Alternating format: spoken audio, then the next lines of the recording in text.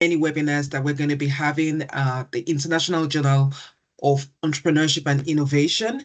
I'm going to hand over to Laura pretty soon to introduce herself. My name is Dr. Doyon Femi, and I am the social media editor.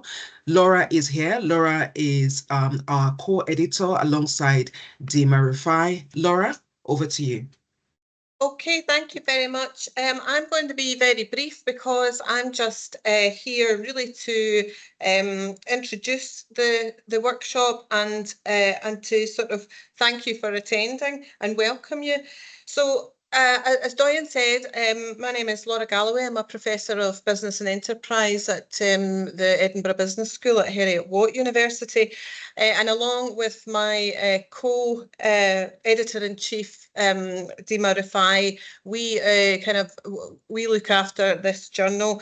Dima is an Associate Professor at the University of Leeds, and we have been in charge of the journal since 2020, but we are accompanied by an amazing team of associate editors, two of whom have arranged this workshop with you.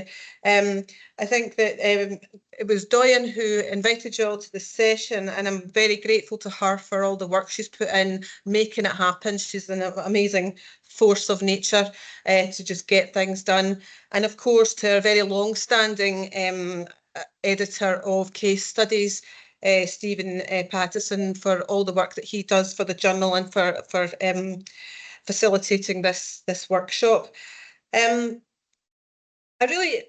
My only role here is to welcome you in terms of joining this workshop. Our journal is almost unique, I think, now in business studies, in that we are still, or certainly in entrepreneurship studies, in that we are keen to retain teaching cases in what is essentially a research journal. And there are two key reasons for this that Dima and myself and the rest of the board of editors are very committed to. First of all, as academics, we do two things. We create knowledge and we disseminate knowledge. We like the philosophy in the journal that those two things are still being done, that we are supporting the creation of knowledge and publishing all those interesting new studies on entrepreneurship and innovation, but that we are keen that teaching is part of that, and that we're informing the teachers amongst our community too. So we are keen for the links between teaching and research to be absolutely explicit. We're keen to make that front and centre of the purpose and the heart of the journal. And also, and we know this from a really practical point of view, it keeps our materials up to date. We publish cases about real companies with real challenges and real teaching questions and teaching points in them that are current and affected by the socio-economic environment that we're actually working in. So I'm glad that that you're all here. I'm really grateful to Stephen and Doyen for facilitating this and making it happen. Yeah, best of luck with the workshop, and thank you very much for coming.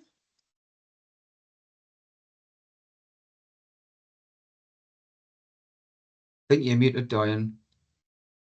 Thank you so much. That was bound to happen. I promise you, I did it intentionally. Maybe not. So thank you so much for that warm welcome, Laura. And over to you, Stephen, if you want to share your slide. The floor is all yours. And yeah, we are keen to learn from you and on how we can publish in the journal. Thanks, Doyen. I'm just, it doesn't seem to want me to share my slides either. A second, this might be the right one. Yeah, can you all see that? Yeah, we can see your screen. Yes. Ah, good. Yeah. Okay. Just bear with me a moment. Technology is wonderful until you have to fiddle around with it and it won't work properly. There you go. Right, is that okay? Can everyone see that? Perfect. Yeah, but we can see. I might be looking slightly over to the left, the right, my right, because I've got two monitors and it's coming up on that monitor. Okay, so Thanks, Doyen, and thanks to Laura for the introduction. So, first of all, welcome to everyone who's attending today. And I recognised at least one face in the audience there. So, hello to my ex-colleague. So, today's session really is about writing and publishing teaching case studies. So, teaching case studies are a little bit different. It's not a research paper that we're looking at here. We're looking at a way of using your research and what you know to create something that can be used in the classroom. Okay. So a little bit about me. So my name's Steve Pattinson. I'm an associate professor at Newcastle Business School at Northumbria University in the UK. So I mainly research science and technology, small businesses. So I've said here, broadly, I'm in entrepreneurship and innovation, but I like doing stuff that's interesting, and I think it's always a good idea to extend your reach and your knowledge a bit more. So my work does tend to fall broadly into entrepreneurship and innovation, but it does extend into places like organisation studies.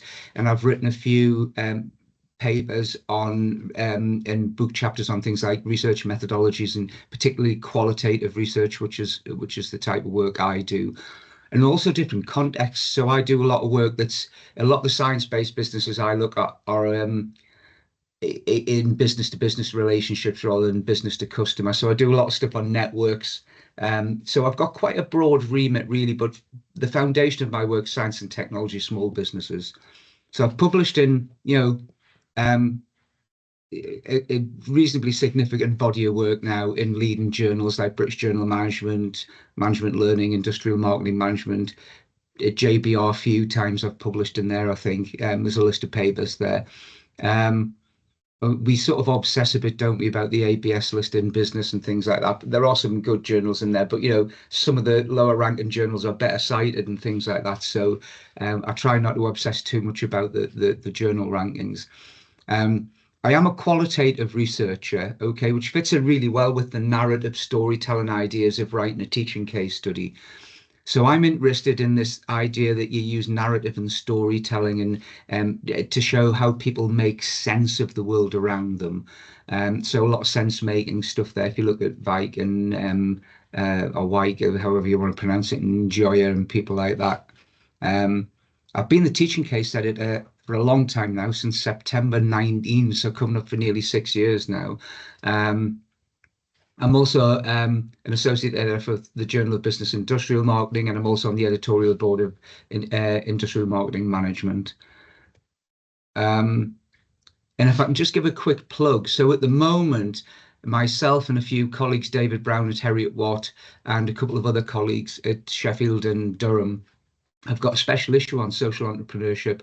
The closing date's quite soon, so it's on the 27th of May. But if anybody's doing work in that area, that's a quick plug for that. So the journal, you saw these slides being rotated by Doyen just before. So we publish 4 issues a year, and I don't think that's changed. And we were founded originally in 2000, and we publish research papers, 8,000 words, which is about the average for a business journal.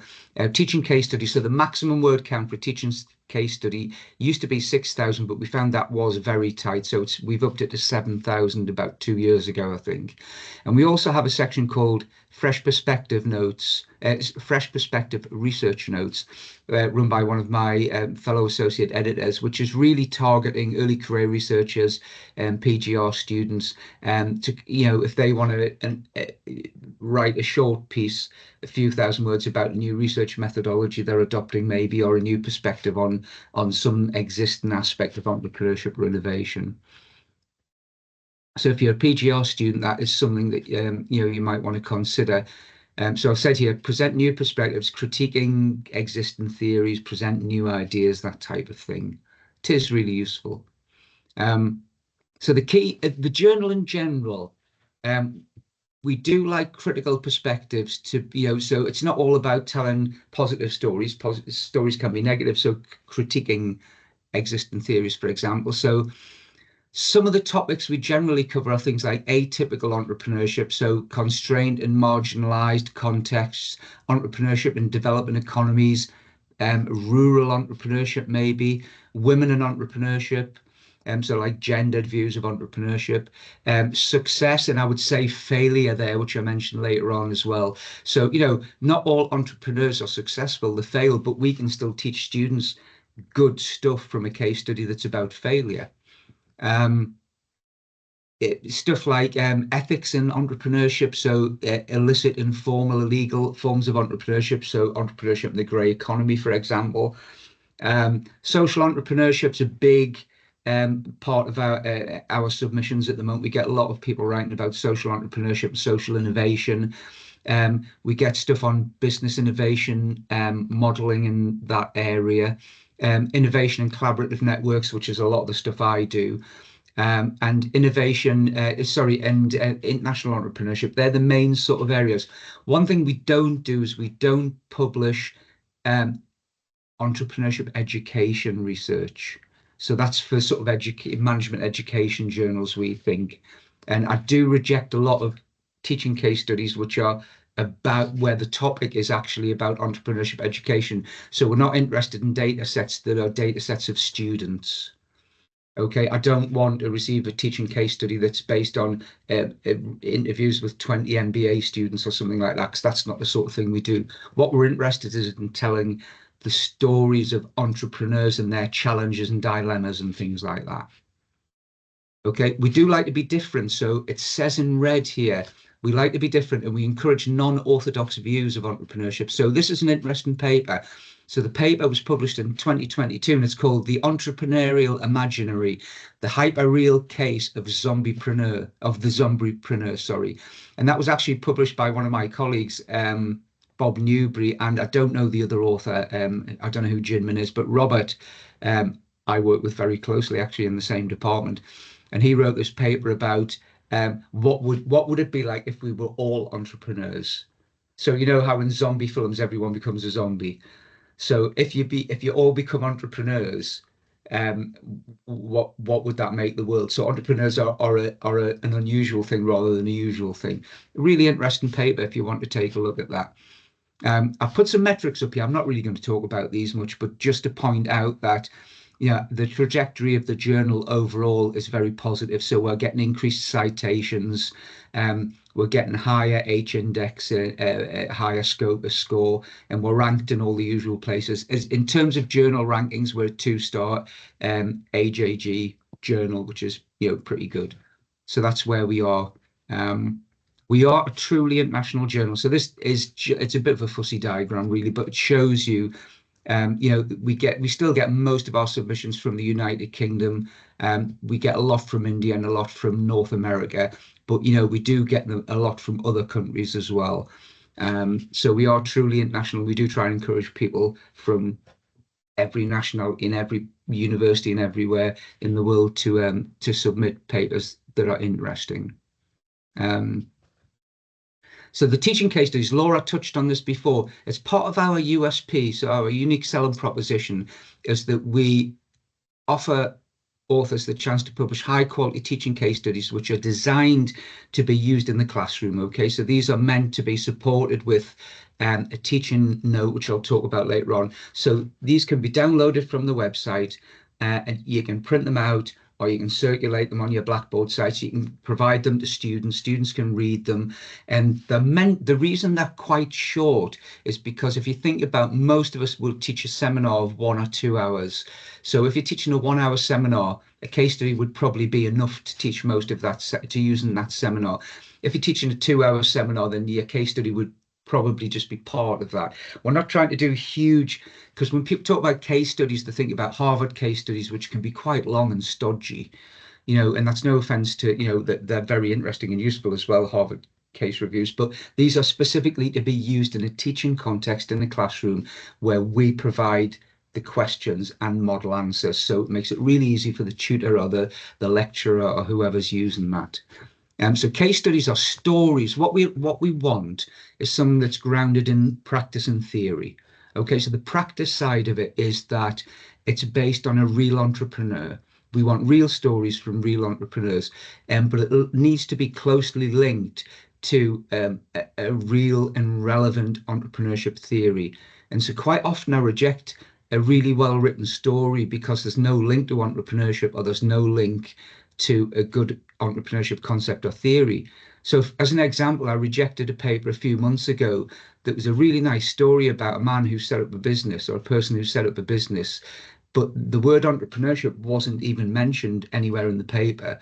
And then I looked at the references list, and the journal's not cited, and most of the citations weren't from journals, and the ones that weren't from entrepreneurship journals. So when I look at something like that, I think, does that really fit with the aims and scope of the journal?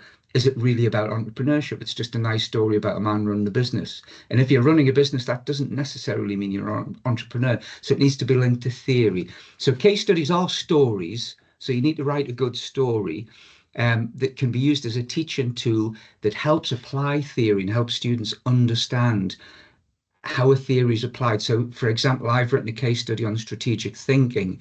So how does strategic thinking help entrepreneurs make decisions? How does effectuation help entrepreneurs make decisions? Things like that. So teaching cases are fact-driven and usually deductive where there's a correct answer. So we ask authors in the teaching note to write a brief summary of what they think the correct answer is to the questions. And I'll talk about that a little bit more in a moment. So in terms of the style and presentation of the case study, there's a bit of repetition in the slides, but I think it's worth going over these things a few times. So cases need to refer to real businesses or persons. We will publish the use of pseudonyms, but we prefer that you get permission from the organisation to talk about the real organisation. So, you know, if you're working with, let's just say, Marks and Spencers, it probably won't be, but if it was them, we'd like them to be named rather than using a pseudonym if possible, because that gives students better context that this is a real organisation they're talking about. We also encourage authors to include a lot of detail. So, for example, if I write a teaching case, I usually put a footnote in that with a link to that organization's website or that entrepreneur's website, and it provides them with a bit of background, and the students can go and explore that website and see what the company or the business or the entrepreneur is really about. And there's lots of examples that you can look at in the journal. What we don't want is a methodology section. So quite often I get something that purports to be, and I'll talk about this in a moment, to be a teaching case study, but it's really a research paper dressed up as a teaching case study. Okay, teaching case studies don't require a methodology. What we usually expect is that you've maybe spoken to the entrepreneur or interviewed the entrepreneur, and that's an issue for you and your organization, whether you need ethical approval for that. Okay, if you're only having a conversation, it may be, you know, that you don't need ethical approval, but you need to check with your organization. But what we don't need is a methodology, and we don't need a methodology because we're not asking you to base your case study on a data set. So, for example, I've had case studies that I've rejected that have been based on 20 interviews with people working in a chemical factory. That doesn't make a very interesting case study. That's more like a piece of research that doesn't have enough data because 10 interviews wouldn't be enough, or what, do you know what I mean? That sort of thing. Okay, so what we're looking for is conversations with entrepreneurs. You've gone and spoken to someone and they've talked to you about a dilemma or an issue or a challenge that they're having. So that's why we don't need a methodology. We're not looking for data sets. I don't want stuff with loads of graphs in and saying this is the this is the chi-squared equation that tells us that this is true. That's a research paper. It's not going to help students learn about entrepreneurship reading that stuff. So possible themes. I talked about the broader sort of, you know, aims and scope before, but we've had stories in the past on things like success or failure. So this business has been really successful because of this, or failed because of this. We've had stuff on, you know, new ideas, new products, new businesses. So I wrote a case study about a company who had created a new way of doing using blood thinning products in what they call warfarin, a new way of delivering that, which is a very scientific, technical thing that I'd written research papers on, but I wrote a case study about it, and I had to sort of think about how I presented that to students so it wasn't too technical. So you need to think about your audience when you're writing. Are you writing your case study for undergraduates or postgraduates, for example? Some common themes that we get are things like opportunity recognition, opportunity identification, opportunity creation. They're all slightly different views of opportunity and it's a contested area in entrepreneurship. And so we get things, how do entrepreneurs evaluate an opportunity and decide whether to go ahead with it or not? And we've got stuff about business strategy to gain competitive advantage. As long as it's got an entrepreneurial edge to it, that's fine. Business models and business modeling. We get much more case study submissions about entrepreneurship than we do about innovation. I would like to see a few more about innovations and how entrepreneurship use innovations. That would be really interesting. We get a lot of stuff on types of entrepreneurs. So can academics be entrepreneurs, develop and spin out companies and things? Habitual entrepreneurs, serial entrepreneurs, all these tech entrepreneurs, all these different genres of entrepreneurship, mumpreneurs we've had before and things like that, social entrepreneurship and social innovation, I said before, they're quite a big ongoing theme. And I think because of sustainability, the prominence of sustainability and green innovation and things like that, we're getting more case studies focusing on that, which is really interesting area. We get a little bit on, barriers to doing international entrepreneurship, for example, or new venture creation. A little bit on gender, but not enough. I don't think we get enough teaching case studies that are about women entrepreneurs, for example, and the challenges they have. And the same for ethnic minority entrepreneurship. We do get a little bit of that, but maybe not enough, and that would be an interesting area. But as I said before, we don't publish anything about entrepreneurship education as such, either as research articles or as teaching case studies, actually. So I've said part one. So structuring, so that's it. I've given you a little bit background about what we expect in terms of a case study, but in terms of what does it look like? The first thing I would say is go and look at some examples on the website. There are some open access examples that you can download, but you should be able to get institutional access. Have a look at some because they're not all identical. We don't expect it to be that formulaic. You can play with the structure, but I provide a structure on the website that you can follow if you're unsure. But have a look at some examples because people do vary them a little bit, and it's good to do that. So obviously we need a title. So what's the title of your paper? And like a research article, we expect an abstract, unstructured, about 150 words, and then 3 to 6 keywords. So that bit's the same as what you'll be used to if you've written a research paper. Where it differs is we then expect you to provide some learning outcomes. So 3 to 6 learning outcomes. What are the students who use this case study going to learn from using the case study? Are they going to learn about A, B, and C? So you tell the students what they're going to learn. This case study is useful for, teaching students about the context of rural entrepreneurship, something like that, whatever it is. And then the main paper, I would say you need a brief introduction with a little bit of theoretical underpinning. So in this paper explores the company of or the entrepreneur, and it's based around this theory, that type of thing. You then need to provide really some background about the company. It's usually a company. It might be an individual entrepreneur, I guess, but some background about the entrepreneur or the organization. Okay. So what they do. So are they a chemical refining company? Are they a medical health company? Are they a house building company? Are they a social enterprise? All these things. What are they? So a little bit of company background there. There's no set word count for each of these sections. You need to use your sort of common sense when you're writing it to think about how long that bit should be, but a paragraph or two, And then a summary of the situation. So the case study needs to be interesting. If it's going to be interesting, it needs to address some sort of challenge or dilemma or issue that the entrepreneur's encountering. So I usually think of this as the dilemma. Okay, so what's the situation? So this entrepreneur is thinking about entering a new market or developing a new product, or they're having a problem raising finance, or they're having issues with their shareholders, and that or the need to do, there's some sort of issue there. So the summary of the issues: is there an identifiable dilemma? What is the dilemma that's going to interest the students?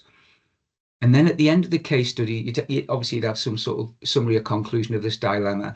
And then you've got ideally 4 to 5 questions that can be used in the classroom for the students, and you ask them about the case study. Why is David, the entrepreneur, having issues with blah, blah, blah? You have some questions at the end, and then a list of references. So in the paper, in the teaching case somewhere, you'll have that section which is about the theory of the theoretical underpinning. In there, I would expect to see journal references and maybe some other references as well, but mostly like a research paper from journals. And I'd expect to see our journal cited. So I'd expect it, I'd expect your case study to link to articles and teaching case studies in the International Journal of Entrepreneurship and Innovation. There's no guidance on how many times you should cite the journal. I'm not expecting 20 citations, but you should have some link to relevant research that's in our journal to make a connection. And you do that with all research papers, don't you? If you're targeting research policy, you'd be expected to cite that journal. And that's just something that's useful to know. So the second part of the structure, so the first part, I was talking about structuring the actual teaching case study. Okay, the bit that the students are going to use. In the second part, you need to think about a thing called a teaching note. So the teaching note is the list of instructions that you provide to the person who uses the teaching case study. So if you've used a teaching case study that we've published in our journal, when you download it, you'll get the teaching case study and the teaching note. The teaching note helps you as a teacher, as the lecturer, use the case in the classroom. It gives you advice. So the things it gives you are these things. It gives you a synopsis of the case. So while the students are reading the whole case, you've got a little synopsis to remind you what it's about if you haven't looked at it before you went in the classroom or whatever, or you need a little bit of an aid memoir. So a synopsis of the teaching case, maybe a paragraph or two. Okay, then an outline of the objectives, a repetition of, if you like, the objectives and what the target audience is. So if you're writing a teaching case study, what's the target audience? Is it a teaching case that's really, is it quite basic and more useful for undergraduates, or even within that, within certain years, is it useful for foundation students, undergraduates, or is it more complex and maybe better targeted if it's quite complex at postgraduate students studying entrepreneurship or studying innovation? So what's your target audience for your case? What's the teaching approach you suggest for using this case? So things like the things I put in teaching approach and strategy is, how would you arrange your classroom? Are I don't know your individual institutions, but in my institution, quite often you have a room where all the desks are facing forward and the students are facing the whiteboard and you're standing at the front. So do you want them to rearrange the tables into groups or something like that if you're not in a particularly useful space? Do you want to divide the students? Do you want them to read it individually before they do anything? Do you want them to read the case before they come to the seminar or in the seminar? They're quite short, so they could probably read it in the seminar if you've got an hour, 2 hour sort of seminar. Do you want to put them in groups to do certain questions and individually do other questions? So you give advice that might or might not be followed by the person using it about your approach, suggested approach and strategy for using the case in the classroom. So, I would have a look at some examples. So I say things like, I would suggest that, you divide if it's a class of 20, you divide them into 4 groups of 5 and ask them to do a question each or something like that. You decide what you want to do. And then you need to provide some analysis and conclusions. So how would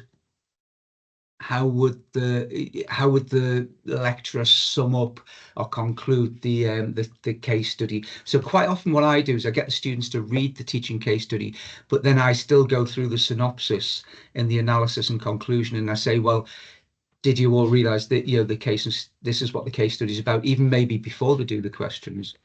And then you provide some model answers. So let's say you've got 5 questions. I'd expect a paragraph model answer in the teaching case for each of the questions. And that's just, possible answers might be. I'm not asking for a definitive, this is the only answer. Some questions might be that this is the only answer, but I would encourage you, when you write your questions, to design quite open questions that can create a discussion between students rather than closed questions where it's just yes or no. Yes, he was stupid to do that, or yes, he did manage to raise money. That doesn't really open up questions. So try and make your questions open. So model answers around a paragraph, I would say, and then some sort of postscript if you think it's appropriate. Has anything changed since you did the case study? So quite often I write case studies about companies I'm researching, and I'll go and visit them a few times. And if I do that, something might have changed since I did something. So since I wrote the case study, that dilemma, has it been resolved? And if by the time you get to publication, it's been resolved, you could put a postscript in, and the lecturer can use that to update the students to say, well, actually, we've discussed these things and you suggested these 3 or 4 things might have happened because the entrepreneur was making these decisions. And then you can say, well, actually, what happened in reality was when I went back to the company, the entrepreneur told me this was actually what happened, and it was good, and it was bad or whatever. So you have some sort of postscript in there.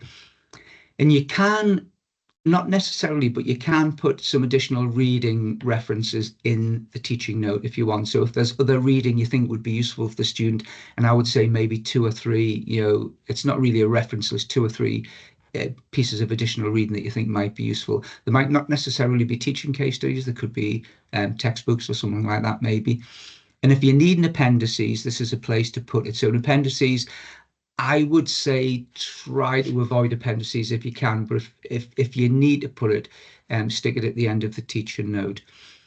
And I've said at the bottom here, and I've put it in red a lot, I reject a lot of teaching case studies, trust me, because the authors haven't followed those instructions. So I'll immediately reject a teaching case if it doesn't have a teacher note, because therefore it's not a teaching case.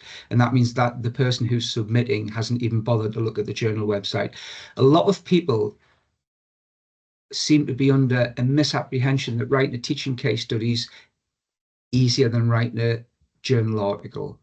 And they think it's an easy win and they're going to get an easy, quick result from doing that. You're not. It goes through a peer review process.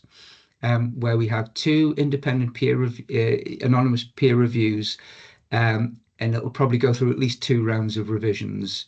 We don't just accept anything that's submitted. It's a rigorous process. If you don't follow the structure and the word count and reference the journal and things like that, it's unlikely you're even going to get past the editor's desk. So please follow the instructions. And I would strongly recommend, if you're thinking about writing a teaching case study, that you download some examples from the website and read them. They're very short, 6-7 pages long, 10 pages long, 37,000 words.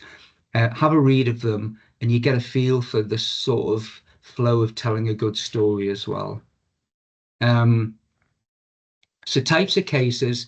We value cases that fit our aims and objectives. Okay, so it's got to be about entrepreneurship and innovation. I get cases that are about marketing or about system analytics or about computing. It's not of interest to our audience. Our audience is interested in entrepreneurship and innovation. We often receive submissions, and I've said this already, that say they're case studies, but they're not. They're empirical pieces of research dressed up as a case study, and it's because the authors, I suspect, couldn't get them published elsewhere, so they're trying to think it's going to be a quick fix as a teaching case. That just doesn't work. You have to write your teaching case specifically as a teaching case. If it's submitted with a methodology and a data set, it's a research paper. If you look at Perrin and Ram, it's an old piece of research, over 20 years old now, but they give some really interesting information on what makes a good teaching case study. In terms of your writing style, be concise. Don't use a lot of technical jargon, and where you do, try and explain that. You've got to remember these are mostly undergraduates, sometimes postgraduates, but the students. And that if you use the word effectuation, so I write a lot about effectuation, you really need to explain what effectuation is. So provide definitional stuff about that. You need to tell a story that the reader's going to learn something from. That may seem obvious, but quite often we get things that are nice stories, but then I think, well, what have I learned from reading that? Some cases go out of date quite quickly, so you need to be up to date and contemporary. It's a qualitative writing skill and a craft that needs to be learned writing a teaching case. So if you haven't done one before, have a look at Stake, have a look at Heath, have a look at Yin. Yin maybe not so much, because Yin everyone cites Yin about teaching case studies, but Yin was quite positivist in the view of teaching case studies, not really teaching case studies, but have a look at those seminal pieces of work. We do want theoretical robustness, so I've talked about this. Look at examples. Think about what's the theory that's underpinning this entrepreneur's story. We expect cases to contribute to how students better understand entrepreneurship and innovation in current issues. I'm just trying to speed up a bit because I'm aware that we're getting to 22 now. Be interesting. This is the most important thing, really. Case studies need to be interesting so that they're useful in the classroom and students can understand them and engage with them. This means creating an interesting story about the entrepreneur's experience.